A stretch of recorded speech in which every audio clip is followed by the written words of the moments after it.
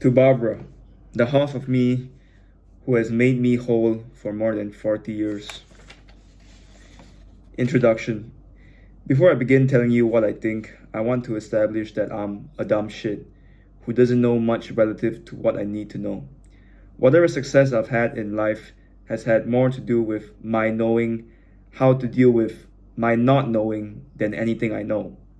The most important thing I learned is an approach to life based on principles that helps me find out what's true and what to do about it.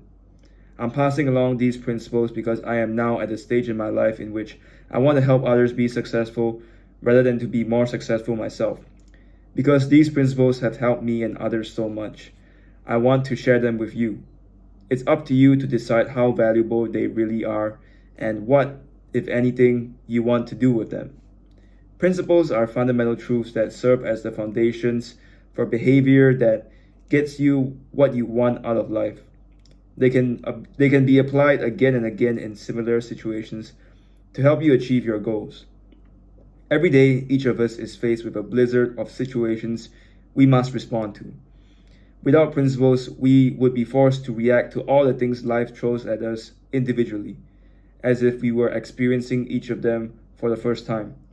If instead we classify these situations into types and have good principles for dealing with them, we will make better decisions more quickly and have better lives as a result. Having a good set of principles is like having a good collection of recipes for success. All successful people operate by principles that help them be successful. Though what they choose to be successful at varies enormously, so their principles vary. To be principled means to consistently operate with principles that can be clearly explained. Unfortunately, most people can't do that, and it's very rare for people to write their principles down and share them. That is a shame. I would love to know what principles guided Albert Einstein, Steve Jobs, Winston Churchill, Leonardo da Vinci, and others so I could clearly understand what they were going after and how they achieved it, and could compare their different approaches. I'd like to know which principles are most important to the politicians who want me to vote for them and to all the other people whose decisions affect me. Do we have common principles that bind us together as a family, as a community, as a nation, as friends across nations? Or do we have opposing principles that divide us? What are they? Let's be specific. This is a time when it is especially important for us to be clear about our principles. My hope is that reading this book will prompt you and others to discover your own principles from wherever you think is best and ideally write them down. Doing that will allow you and others to be clear about what your principles are and understand each other better. It will allow you to refine them as you encounter more experiences and to reflect on them, which will help you make better decisions and be better understood. Having your own principles. Bold. We come by our principles in different ways. Sometimes we gain them through our own experiences and reflections. Sometimes we accept them from others like our parents, or we adopt holistic packages of principles such as those of religions and legal frameworks. Because we each have our own goals and our own natures, each of us must choose our own principles to match them. While it isn't necessarily a bad thing to use others' principles, adopting principles without giving them much thought can expose you to the risk of acting in ways inconsistent with your goals and your nature. At the same time, you, like me, probably don't know everything you need to know, and would be wise to embrace that fact. If you can think for yourself while being open-minded in a clear-headed way to find out what is best for you to do, and if you can summon up the courage to do it, you will make the most of your life. If you can't do that, you should reflect on why that is, because that's most likely your greatest impediment to getting more of what you want out of life. That brings me to my first principle. Think for yourself to decide, number 1, what you want. 2, what is true. And number 3, what you should do to achieve, next page. And number 1, in light of two. I don't know how you read this, like shit. Okay. And do that with humility and open-mindedness so that you consider the best thinking available to you. Being clear on your principles is important because they will affect all aspects of your life many times a day. For example, when you enter into relationships with others, your principles and their principles will determine how you interact. People who have shared values and principles get along. People who don't will suffer through constant misunderstandings and conflicts. Think about the people you are closest to. Are their values aligned with yours? Do you even know what their values or principles are? Too often in relationships, people's principles aren't clear. This is especially problematic in organizations where people need to have shared principles to be successful.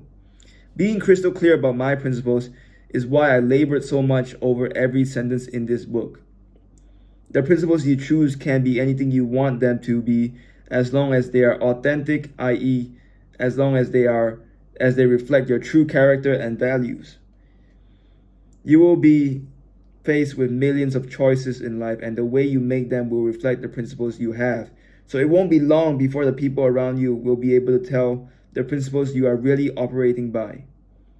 The worst thing you can be is a phony, because if you're a phony, you will lose people's trust and your own self-respect.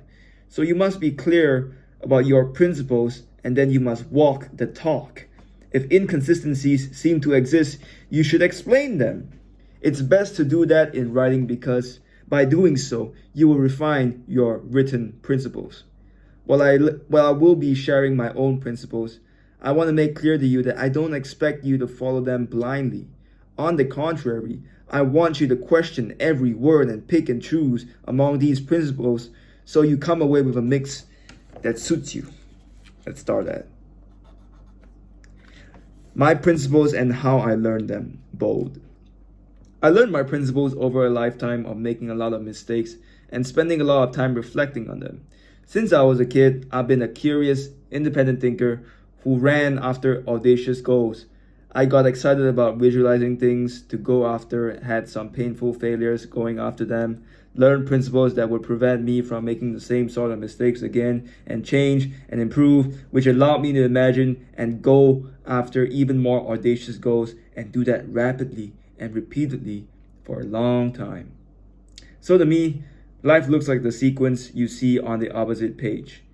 I believe that the key to success lies on the opposite page. Okay, it's fine. I'll show you guys. This is the drawing.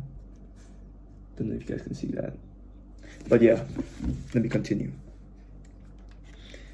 I believe that the key to success lies in knowing how to both strive for a lot and fail well. By failing well, I mean being able to experience painful failures that provide big learnings without failing badly enough to get knocked out of the game. This way of learning and improving has been best for me because of what I'm like and because of what I do. I've always had a bad rote memory and didn't like following other people's instructions, but I loved figuring out how things work for myself. I hated school because of my bad memory, but when I was 12, I fell in love with trading the markets. To make money in the markets, one needs to be an independent thinker who bets against the market, who bets against the consensus and is right. That's because the consensus view is baked into the price.